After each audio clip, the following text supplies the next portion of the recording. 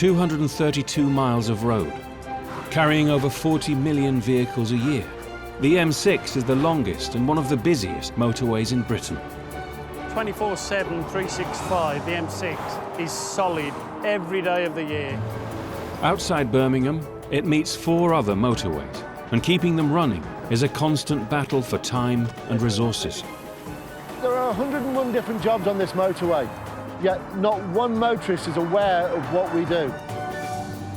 A hidden army of men and women work day and night. You ever lay down on the M6? I have. And I've played football on the M25. Whatever the weather.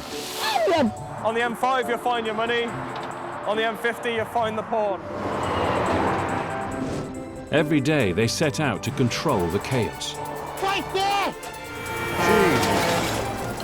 And to help us when things go wrong. 2-1, can I have an ambo, please? Trying at all costs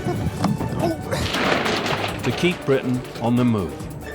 Oh God, please. Oh, I think my tyre's blown. I should call it the Mad 6 instead of the M6.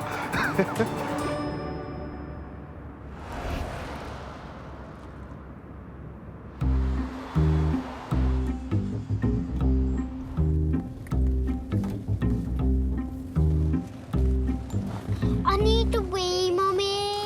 Rush hour on the M6. I hate traffic. I mean, just look at it. This is every single day they're in this. What a nightmare. Might as well put our brake on and just sit here. On a good day, 50 minutes. On a bad day, the worst I've had it is 4 hours.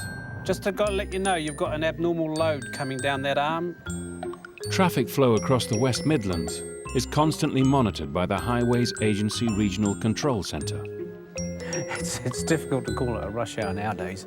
Between the hours of 4:30, until about 7:30, we'd probably rush 2-3 hours.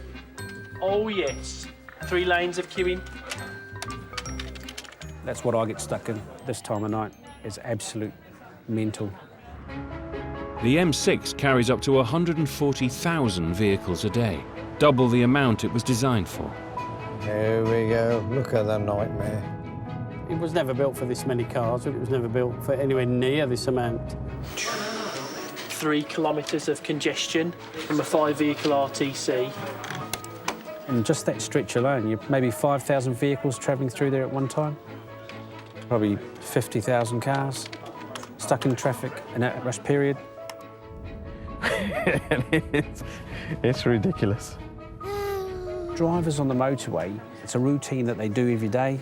So that's the way they're going to go, and everybody goes that way. So we're stuck.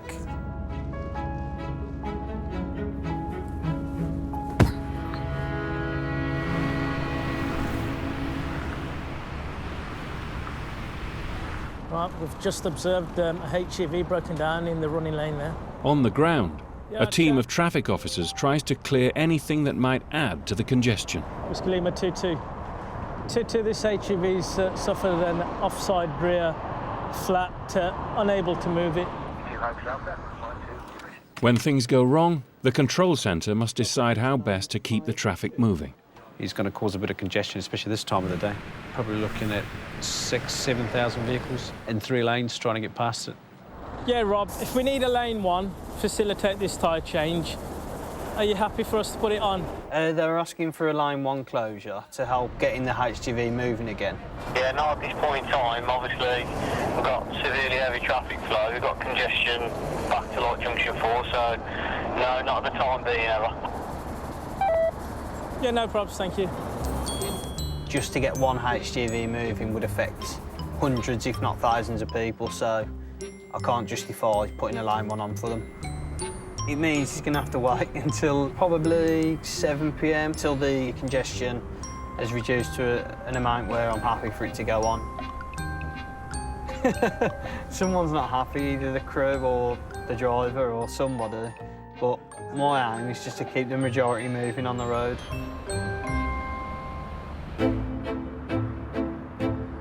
The M6 is at the heart of Britain's motorway network.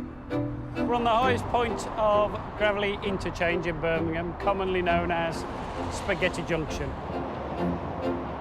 This junction here is the hub of the motorway network because where it is, it's the centre of Britain, really. You've got the M6 north and south going directly below us. Off to my right, you've got the Aston Expressway, the A38M, the interchange with the M5, or straight on to the north, Wolverhampton, Walsall, Manchester, or onto the M42, or further still onto the M1. 24/7, 365, the M6, up through the West Midlands is solid. Every day of the year, 2, 3 o'clock in the morning, it's busy. You know, it just never stops, ever. The M6 is now over 40 years old. With up to 8,000 vehicles running on it at peak hours, the road surface needs constant maintenance. Repairing the motorway is the job of maintenance company Amy. Dave Hawley is one of their project managers. Oh, every job I complete, I take the wife out to look at. She'll say, if it runs quite well, she'll say that's a real nice road surface. And it's always nice to get praised, especially by the wife, isn't it? Dave's next job is a 3.5-mile stretch of the M6 between junction 10 and 10A. If you look at the joint between lanes 1 and 2, you can see it's widening out and starting to fret. So obviously that needs taking out. There's also patches where potholes have been forming. And if you look further up the motorway, there's more potholes that you can see that require repairs. The motorway here is in such bad condition that it needs to be completely resurfaced. And that means roadworks through the night for 4 weeks. But the problem is the traffic flows are so high that if we close the motorway in the daytime, the traffic would back up and probably bring the West Midlands to a halt.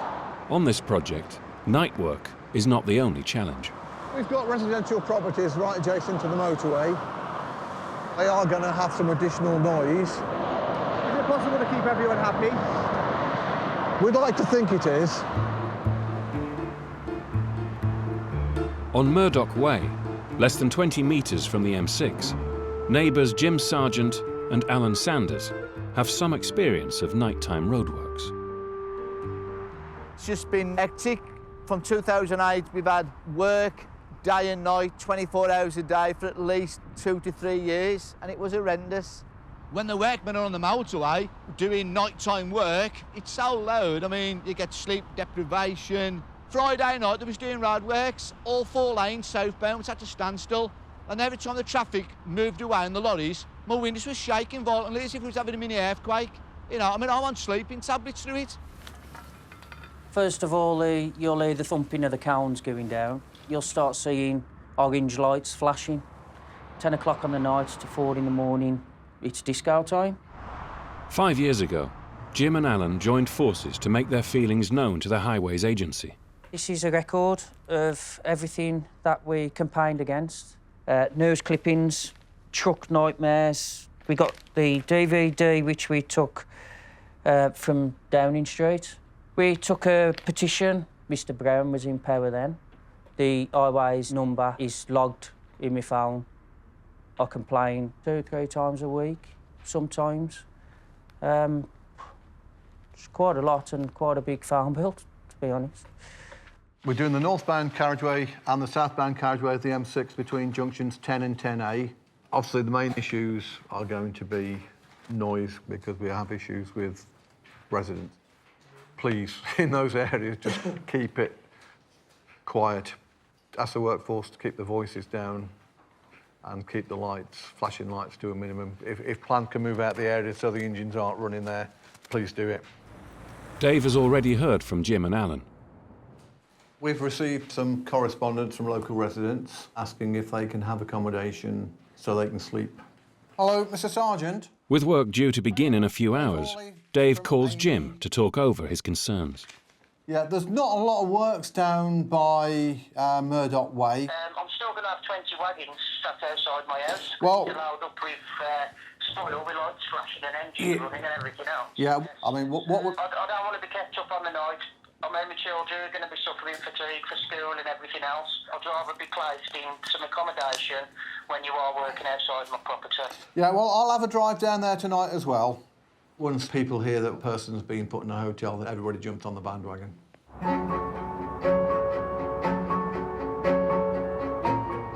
The Birmingham section of the M6 was built in the early 1970s.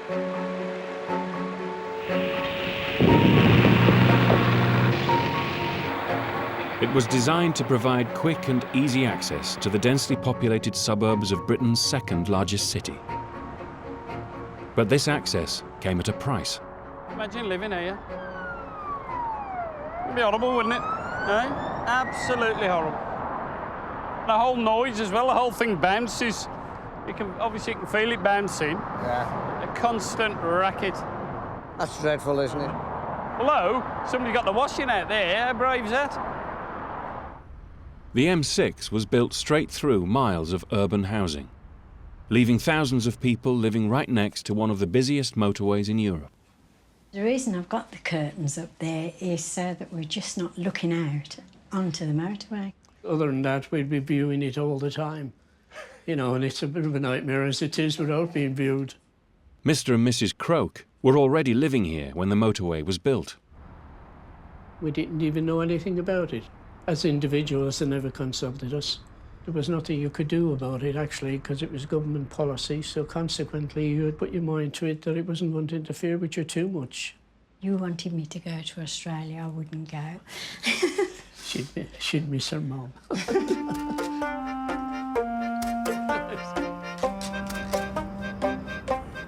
Relations between the motorway network and its neighbours aren't always easy. So that's the property. That's the property, yeah. It's very nice.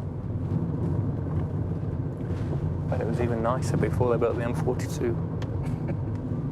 When local residents complain to the Highways Agency, asset manager Matt Taylor investigates. There was a light bulb sticking out of the ground. It's the back end of a trailer, or, you know, that's the indicating lights. There is evidence on it. We've not been that good in our clearing up after the roadworks. There's cones that shouldn't be lying there. That's something that we could improve on. You hadn't better go any further because it's all wet there. Next on Matt's list are Mr. and Mrs. Croak. This is the hole that's causing all the trouble. This has been going on now constantly for the last 3 years. Ollie induced the pump. The Croaks' back garden is flooded, so they've had it excavated. They believe the water is coming from drains connected to the M6. I mean, that would take about 20 minutes before it empties. And then it will start, immediately it will start to fill up again. It takes about 3/4 of an hour. When it was flooding the garden to such an extent, I couldn't sleep because I was continually worrying about it. If the pump packs up, the water comes up the side and it'll rush around here. I want them to come and sort it and rectify and put our garden back how it should be, because it was a nice, relaxing place to be. But you can't sit in the garden now. All you're doing is looking at this. Drainage was altered when the M6 went in the 70s. There's a brook nearby, and as part of the works, this brook was put into a culvert, and it goes underground. And this is where the flooding in people's gardens is occurring. There's a lot of water to have in your garden, isn't there? Hiya. Is it Mr. Croak? Oh, yes, that's me. My name's Matt. So you're pumping this out every day, are you? Every 3/4 of an hour. Really? I can see why they're anxious about the flooding in the garden. So were you here before the motorway? Yeah, definitely, yes. This is something that we weren't anticipating, so we've had to look at what we can do to make some money available to go in and have a look at this. We'll see what we can do. You've got a finite amount of resource. You've got to really prioritise what's the most important. When you think about the number of people that use our network on a daily basis, if you had a shortage of funding, if you had to go for one for the other, you'd probably go for the one which benefits the most people. Indeed. The logical first step is to understand the problem. When we know what the problem is, we can then work on the solution. All right, we'll be in touch. It's not just budgets that are under pressure. The high volume of traffic on the motorway puts stress on every aspect of the network.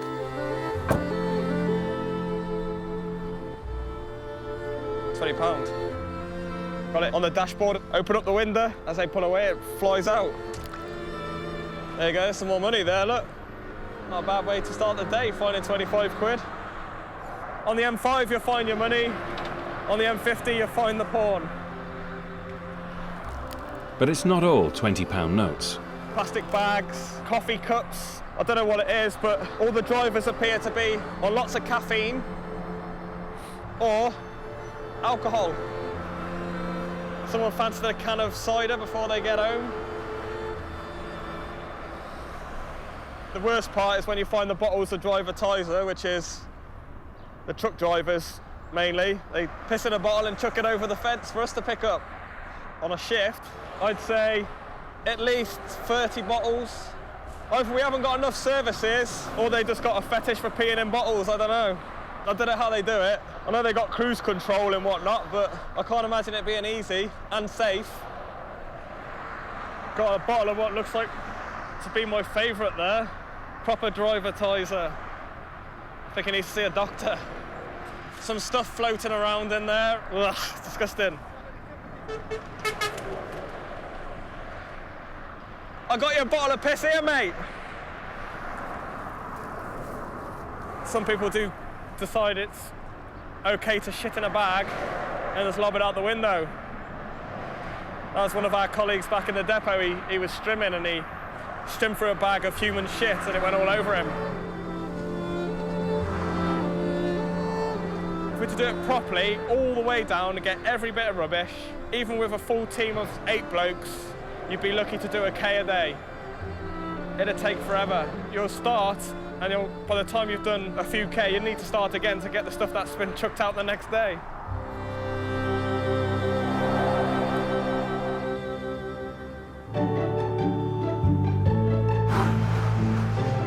Tonight, the northbound carriageway of the M6 is being resurfaced between junction 10 and 10A.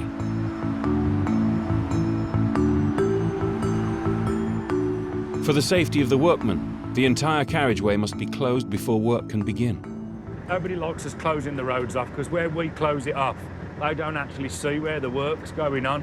So because they can't see where the work's going on, they think it's all a waste of time. So we're probably the lowlifes of the job. Members of the public arguing with you, hurling loads of abuse, throwing objects, apple cores, sandwiches, bottles of piss, believe it or not. Yeah. Only last week I was spat on by a lorry driver. The first job is to put up signs warning motorists that the road ahead is closed. But the motorway is still running at full speed, and there is only one way across.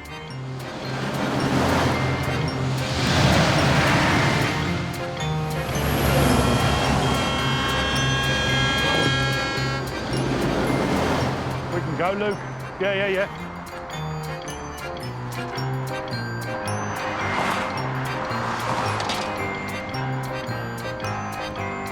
We're going to go for it? Yep.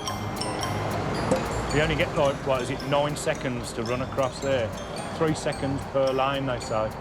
And sometimes you only get 1.5 with some of these people driving along here, because they don't pay attention to the speed limit at all.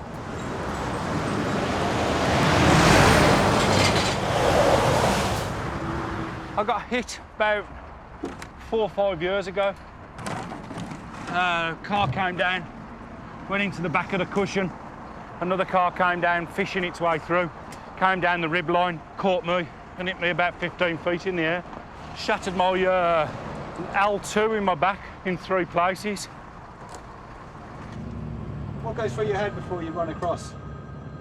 I love you, Mum.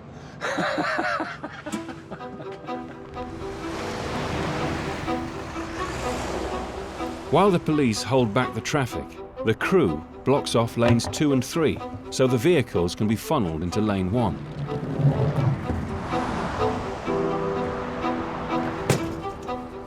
As soon as the cones are out, the police release the traffic. To keep the vehicles in lane 1, the crew drops a row of cones.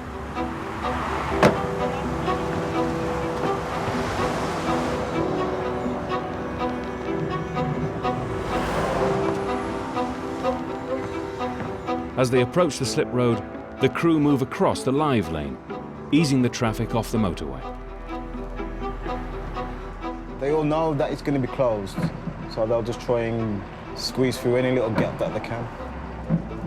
It doesn't matter how small the gap is, they will try. And this is where it gets dangerous. Oh, look.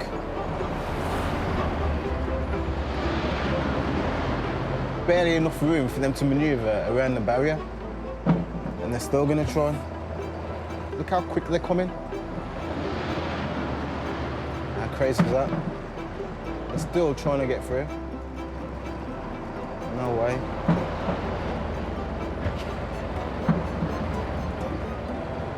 Jesus. I'm glad you experienced that. There's not a lot of people experience something like that. And it is ridiculous, but that's the life of traffic management. But life's not all bad for the traffic management crew. Have you ever laid down on the M6? I have. And I've played football on the M25. There aren't many people that can say that they've done that.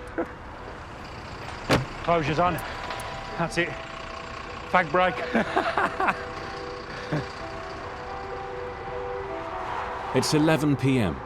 and work on the resurfacing project is about to begin. Dave Hawley's come to Murdoch Way to try and reassure local residents about the noise levels. It's part of the job, isn't it? And we've got to try and resolve it without having the residents go to the press or the residents complain about not having a hotel for the night. We've got to try and resolve it amicably. On the phone, they were both very, very reasonable. So hopefully, if it goes in the same vein, it shouldn't be an issue. All right, Mr. Sergeant. Jim and Alan have asked the Highways Agency to put them in a hotel while the work goes on. Well, I think with this scheme that we've got now, it's very, very short term as far as work outside the property. So the HA have basically said no to accommodation for the period. This is now good to me. Yeah. That's now good to me. It's just for tonight. Can I have everyone's attention, please? Tonight, the resurfacing crew are working a few hundred metres from Jim's house. Try and keep minimal noise down as possible. It is a sensitive area due to the residents. We've spoken to everybody and asked them to be very courteous, cut down the noise, lights to a minimum, vehicles in the area to a minimum. We've informed everybody that we've tried to reduce the noise for you. If I come outside your house and start a tool-up 20 metres away from your house, you're going to be outside to me saying, what the hell's going on here? Right, now I'm exactly the same. Yeah, I've got to pay tax.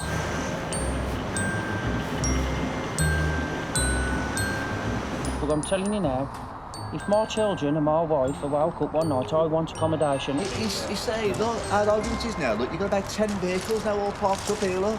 This is what you get. Let's see what they are first. We had this when they did the tarmacking before, Dave. We had about 30 vehicles and they're all parked up, looked like a discotheque. Here you are. How can I tadger? That's a jackhammer. I don't know whether you can hear the tadger behind us. Charlie, I'm by these residents' houses. Can you find out who's jackhammering south of the bridge? There's loads of vehicles parked opposite them. They look like ones with excavators on the back. Well, he should have done. If he's had that induction, move them on. We get mad, we get frustrated, then we go on the motorway, and then we put a stop to your work, and then the police come. Because there's stuff like that, it makes you want to go out there and stop it. Now, that, right, that'll be wailing through my house now. You know, they've all been inducted and told. This has just proved the point. Fair tonight. Right, I'm going home to bed, unfortunately. I've got a meeting in the morning. I don't think it went too badly at all. The flashing lights don't seem to have an impact on the properties as far as I can see. All the noise of the vehicles going past. They've obviously got gripes, but I think they're prepared to listen. They've got no respect for the residents, you know what I mean? And he says we don't need a hotel. Yeah, let him come and stop here the night then, and I'll go and sleep in his house. I'm going to be getting in touch with everyone I can. I shall even get in touch with the press as well. And we'll just start kicking it off again. Because if that's what they want, if they want to fight, then we'll have to fight. At junction 10 on the M6, the tarmac gang is ready to start work. 3.5 miles of an 8-lane motorway needs to be resurfaced. To complete the job, the gang works on a different section every night for 4.5 weeks. Supervisor Matt Gilbert is marking out the area for tonight's work, a 620-metre stretch of lane 2. I should be really skinny all the walking I do. Don't know why I end up so fat. It's all going to get ripped out by the planer, and then we're going to relay it with fresh tarmac, 220 tonnes worth going in this. Before the new surface can be laid, the top 45 millimetres of the old road has to be removed. It's called milling. Drum starts spinning. Material gets smashed up into fine pieces. This 40-ton planing machine has a rotating drum armed with 168 tungsten picks. That's the cutting piece there. That's the tungsten piece in there. They have to keep spinning so they're cut nice. As the drum turns, the picks dig up the road surface into small pieces. These pieces are then dumped into a series of empty trucks. Each one of them, they'll hold 20 tonne. How long would it take you to fill it up? Probably 5 minutes. Once the old road has been torn up, the tarmackers can get to work. Oh, they should last 10, 15 years easily. Try to do it well so it lasts a long time. So we don't have to come back again.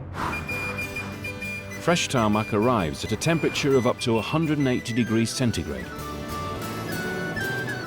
The paver spreads the tarmac across the width of the road, whilst the driver controls the flow of the material to ensure it's evenly spread. I take pride in it. I like to think that we wouldn't be here if we didn't do a good job. I'm the gaffer of the squad that makes the hot hash stout. But we laid it in the hollows and we laid it in the flat, and it doesn't last forever, sure I swear I'll in me hat. But I wandered up and down the road, but sure I never felt any surface that was equal to the hot hash stout. The new tarmac will help to reduce road noise. This tarmac's a lot quieter than the old material. If you look in cross-section, you've got little indents or voids. On the old one here, that's well worn, that's fairly smooth all the way across, so there's no voids between the coarse aggregate. On this side, you've got voids where the noise goes down into it. The hardest part of tarmacking a road is smoothing the joints. It's a skill, it's an art form, raking is. It takes a lot of practice. Just tucking the joint in to make sure it's going to go nice and flush. You can either do it or you can't. Simple as that. I learnt from the best, my dad. A lot of family stuff in tarmacking. 3 of my brothers, 2 in this gang that are here tonight and 1 in a different gang. Once one gets a job, I think they get them all a job. A lot of our people in the village are all tarmackers. It's only a small village.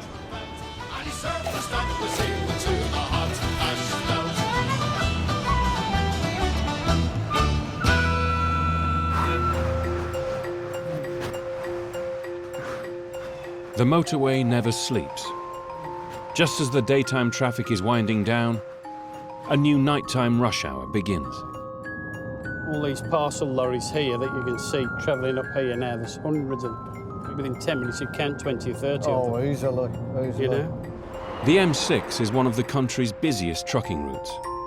At night, thousands of lorries take advantage of quieter roads to carry goods to different corners of the country.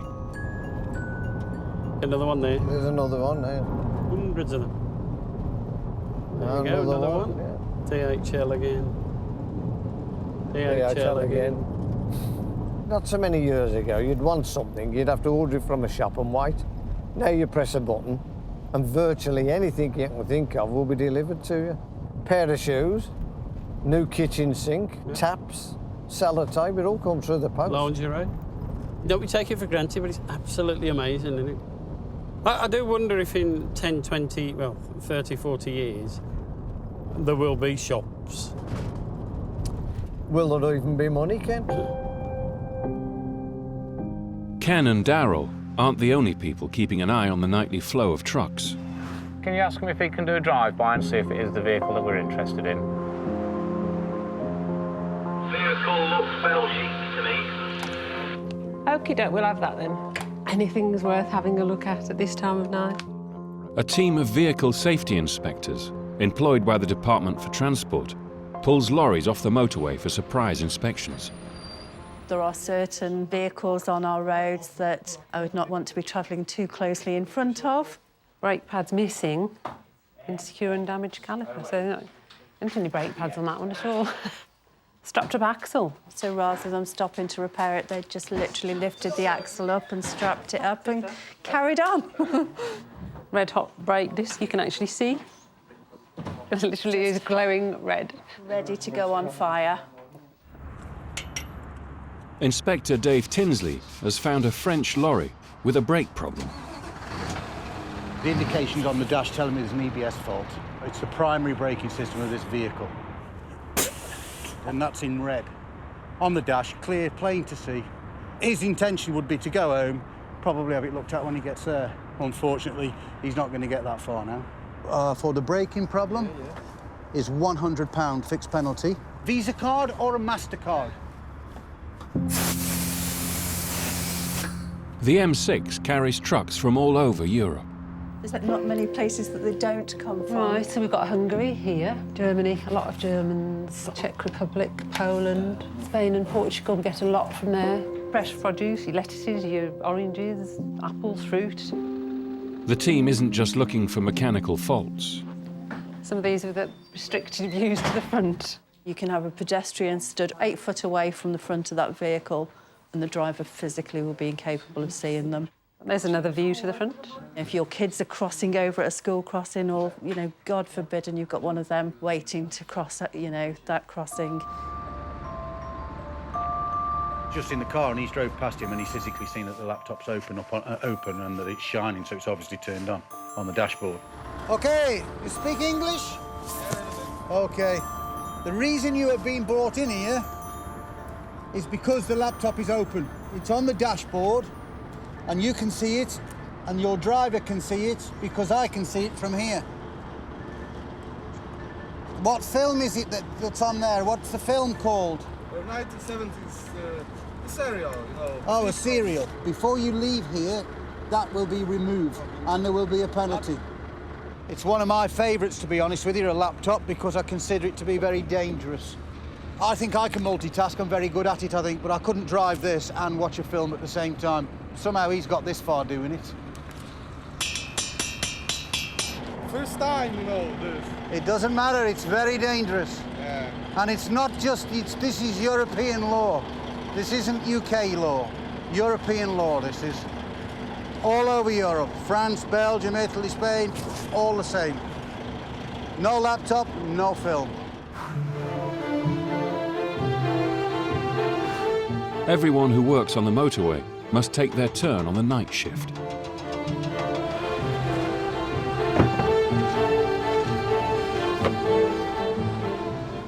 We're up on that, Anna.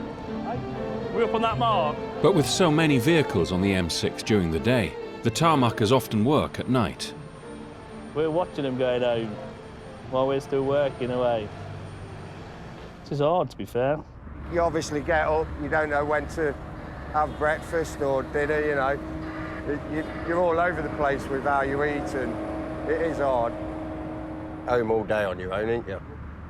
Mrs. comes in, you go out. I find it quite hard. You want to be at home with little one, but you've got to go out and earn the bread. It's as simple as that.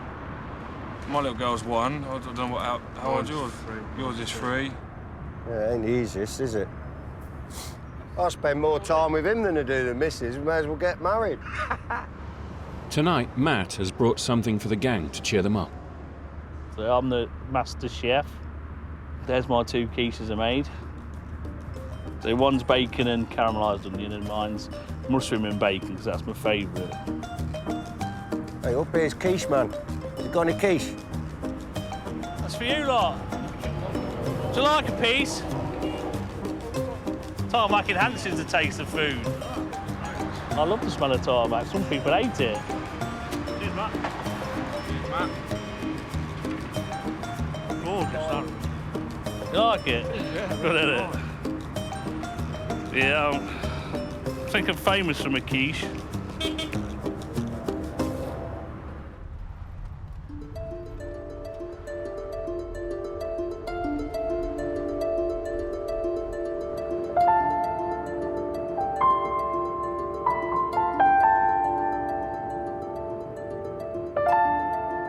For the last 3 years, the Croaks back garden has been flooded.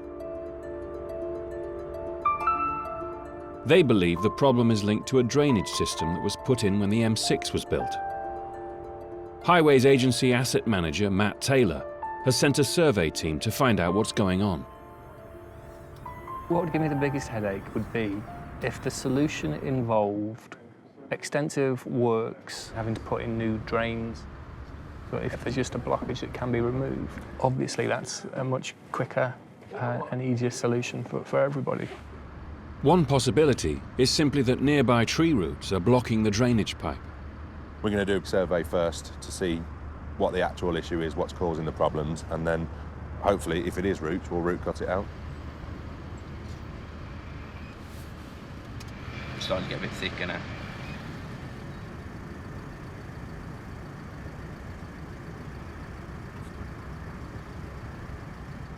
There you go. I don't think it'll get much further than that. Looking at the root ingress that we've got upstream, we'll need to root cut out wherever it goes and try and get that water flowing. They're sending this jet through to try and bring all of the roots out into the chamber, and then they'll be sucked away. We're also getting rid of all the silt in there. 48 years, they've never had a problem until that was built. The Croaks local councillor, Councillor Dring, has come to make sure the survey team understands what they're dealing with. We'll see, yeah. You say the water's this high in the summer as well? Yeah, it just keeps filling up. Yeah, there's a bit of silt in there, but not enough to really be causing that much of a problem. I'm not an engineer. The common sense tells me there is something radically wrong. Oh, yeah. And it's got to be sorted. Mm-hmm. You know, we've got a duty of care to the Croaks. Yeah, you know, there's some roots in that run, but I can't see how it's going to be causing that much of a problem. What we've seen in here, this chamber's flowing fine. So if the issue was downstream of here, I'd expect this chamber to have a water level in it, which it doesn't. So I would assume that the issue is this way, going into the gardens. I think there's a collapsed pipe in the back garden. It's having a big impact on them, and they want to try and move eventually. But they can't until this blight has been sorted out. And it is a blight on the property. Now, would you buy a house with this in the bottom of your garden? I declare this roadway open. The Birmingham section of the M6 opened in 1972. Motorway systems, if properly planned, relieve the congestion of our towns and cities and enable transport of people and goods to take place efficiently and pleasantly. The new motorway was part of a plan for the future, in which high-speed road networks would revolutionise urban travel.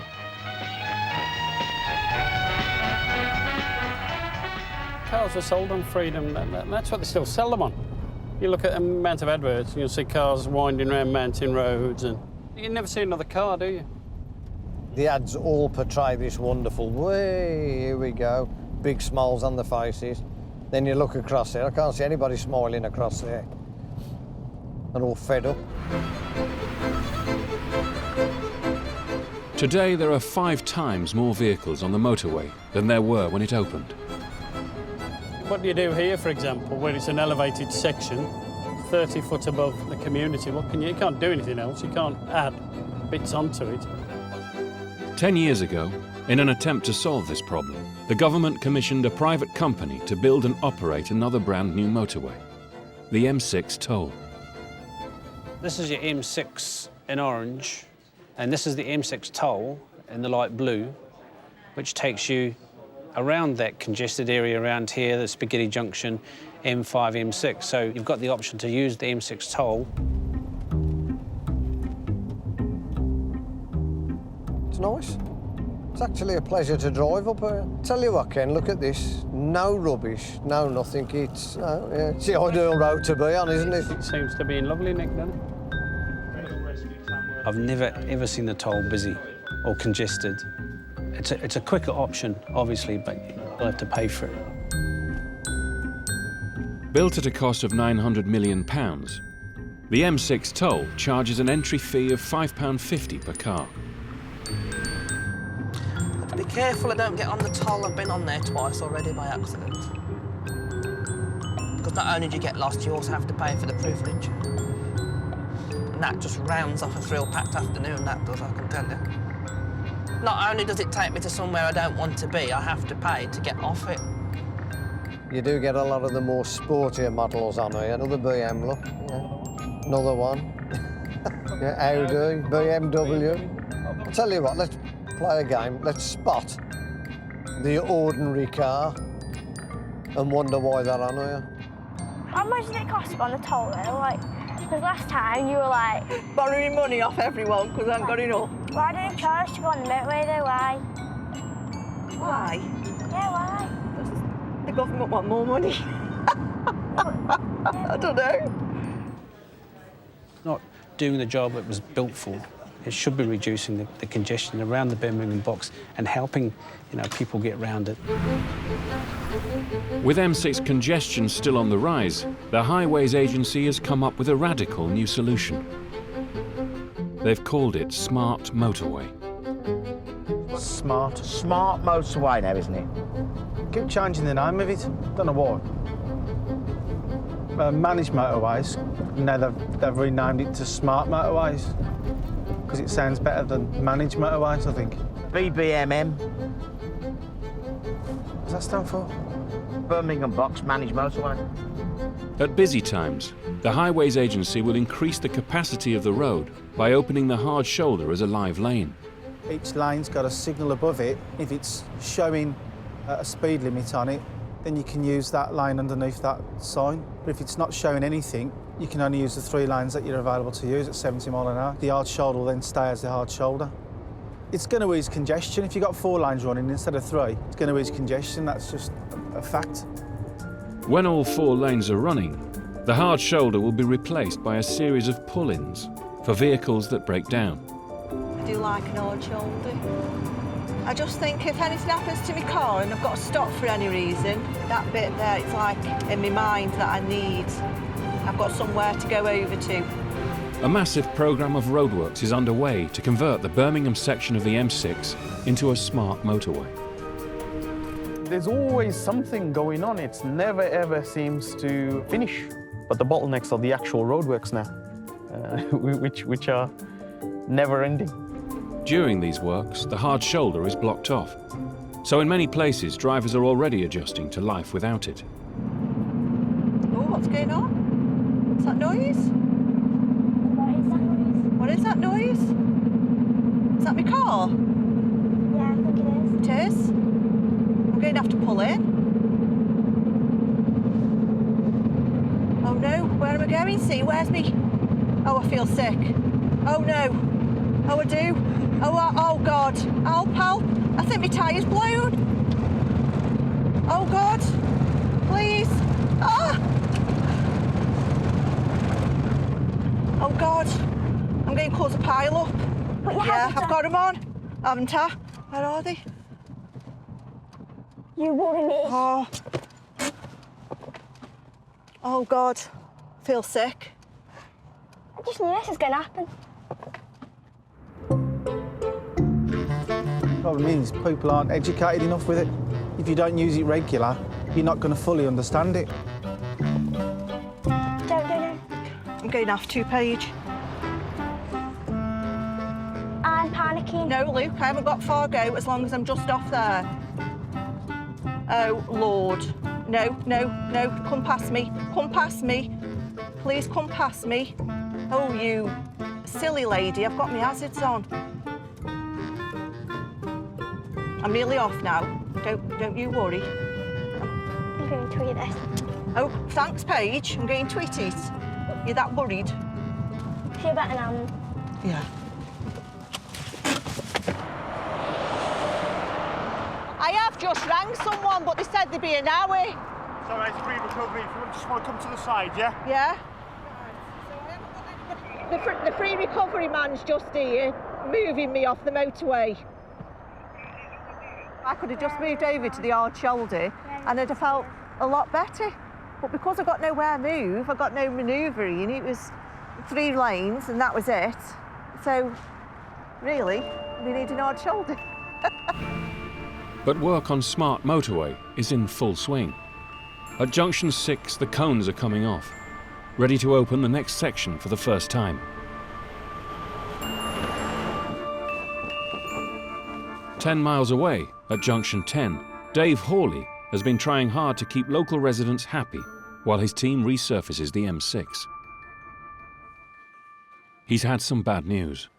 Anger as late night noise from M6 works. The locals have been complaining of booming noise and flashing lights from lorries from workmen resurfacing the carriageway. There is some noise, but I wouldn't class it as being booming or horrendous. Well, obviously, we don't want bad publicity. I've tried to explain to the people, the residents, what we're doing, what mitigation measures we're taking. And I can't do any more than that. Yeah, I'm disappointed with the article. For 2 weeks, the works have been taking place along a 3.5-mile stretch of the M6. But for 5 nights, they will be right outside the residents' houses. So Dave has hired an independent noise expert to find out how loud they really are. What we're looking to do is monitor the noise over a sensitive time, which is the evening, and comparing the noise of the evening traffic with the noise that would be generated when they're laying the new road surface.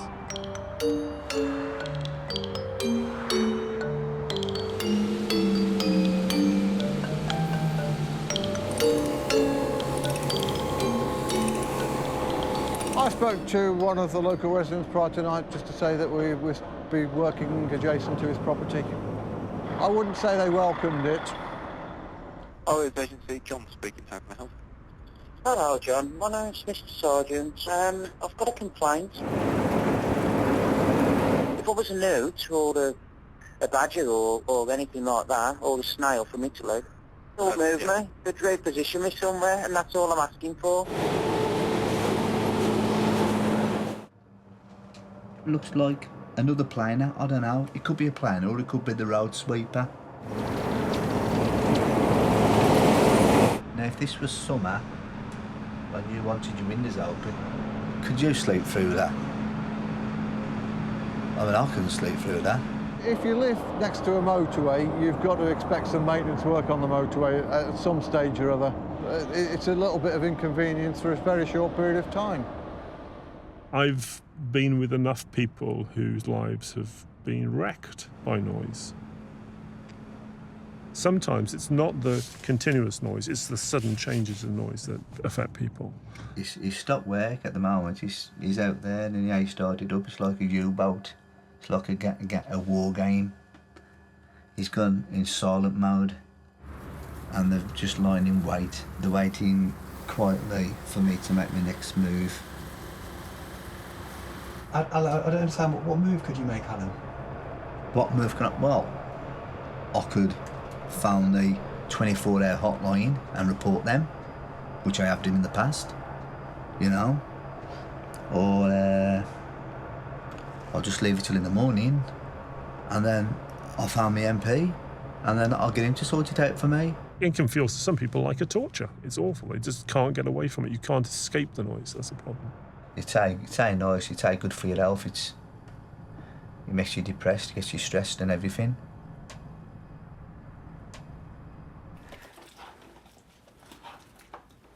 Local resident Jim has also been keeping tabs on the noise levels. We've purchased a sound monitor from a well-known store. This is what we recorded. This is where it's starting to go up, but it actually goes up to 119.2 decibels. But we'll have a little test now.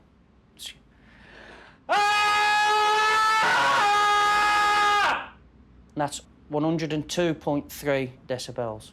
If someone's doing that while you're asleep in your ear hole, it's going to wake you up and you're going to get really angry over it.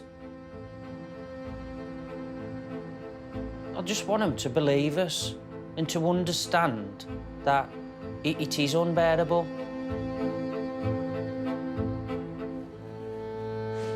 Dave has had the results back from his own noise monitoring. At 6 o'clock at night, the decibels are around about 75 average. 10 o'clock when we close the motorway, and the average there is 71. And then we started work around about 70. Well, it shows that our noise levels are comparable or slightly less than what you get with a a normal running motorway. You've got to get that algae off. Mr. and Mrs. Croak are waiting to find out what the Highways Agency plans to do about their flooded garden.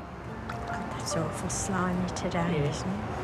I worry about him getting too near to the edge because he did go in the one time. Their local councillor has been in touch with asset manager Matt Taylor. I'm concerned at how pathetically slow you have been in dealing with the problems at Mr. and Mrs. Croak. There is a substantial failure of the drains underneath all of the gardens. The solution is going to be quite a large job. Fixing the collapsed pipe will cost £43,000. It will just have to go into competition with all the other schemes that we've got for funding. The pressures on us are that we've got to provide a network that's safe, that's free-flowing, and that can facilitate growth. And that's why a scheme like this is going to be a little bit difficult, because it doesn't really tick any of those boxes.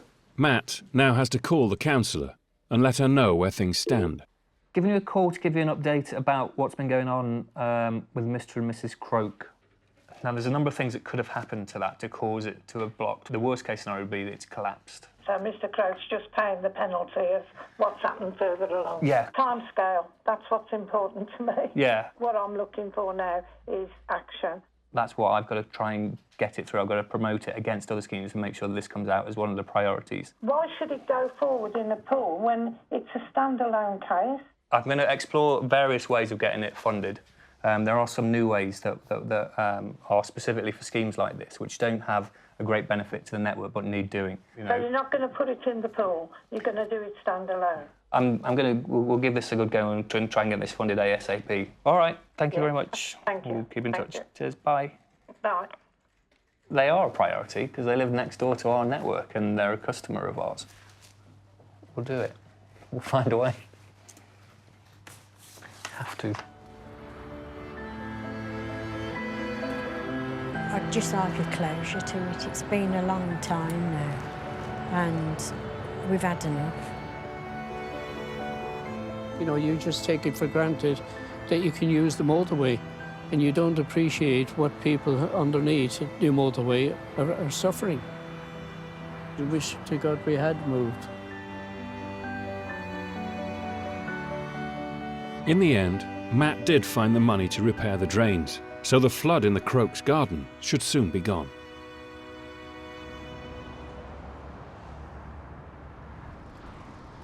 At Junction 10, the new road surface is finished.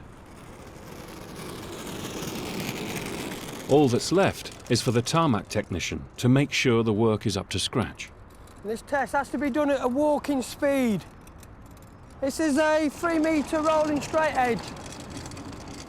And if there's any irregularities in the road, the centre wheel will pick it up. It's got to be a nice smooth surface for the driver. It's a nice smooth surface for them. It's a nice drive. If, you know, bouncing up and down on a road, it's not a nice experience.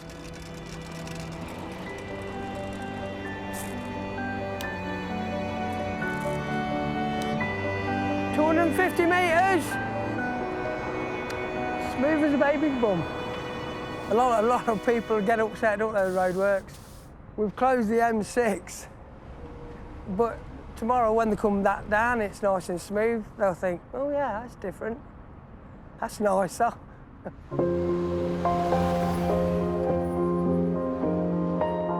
It's time for Dave Hawley to try out the new, quieter road surface. Just coming up to the new road surface any minute now. Just coming onto it now. Can you notice the difference in quietness? It's quite considerable. And we're on the old again now. And we're back on the new now. Very short stretch of old coming up. Noisier again. And back onto the quiet. Quite an important job, isn't it, to get it right? Providing a good quality finished product. It's a pity sometimes that we don't get letters off people thanking us a bit more for what we've provided. We do get some, but obviously it'd be nice to have a few more coming.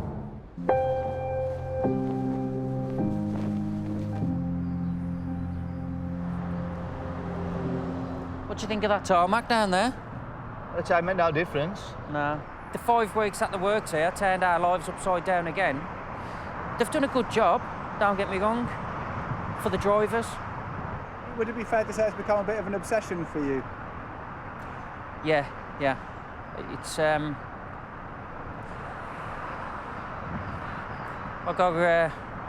don't know. OMD? Obsessive motorway disorder? I don't know. I've got something.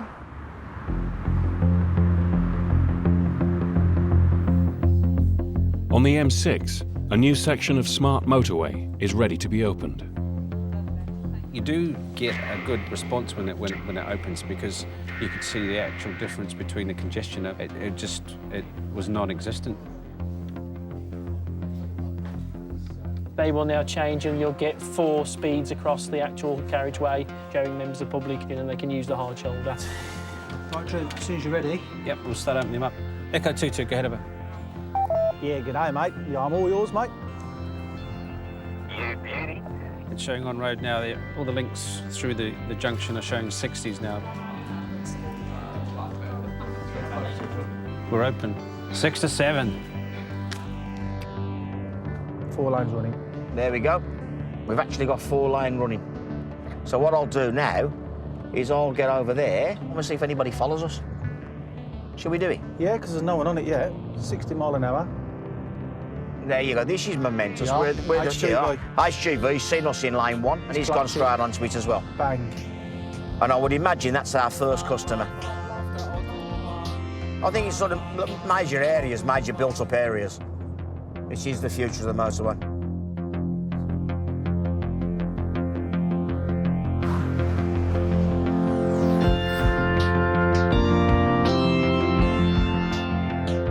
When you look back in a couple of years and see that whether it actually in reality eased it, or if the economy picks up more, we put more cars onto the network. You're back to 4 lanes of standing traffic instead of 3. A lot of it is elevated. There's just no scope to widen it again unless you build another one alongside it. But who's going to want that? Who's going to put up with it? And who could afford that? They build another motorway on top of that one on stilts, like down at Spaghetti Junction.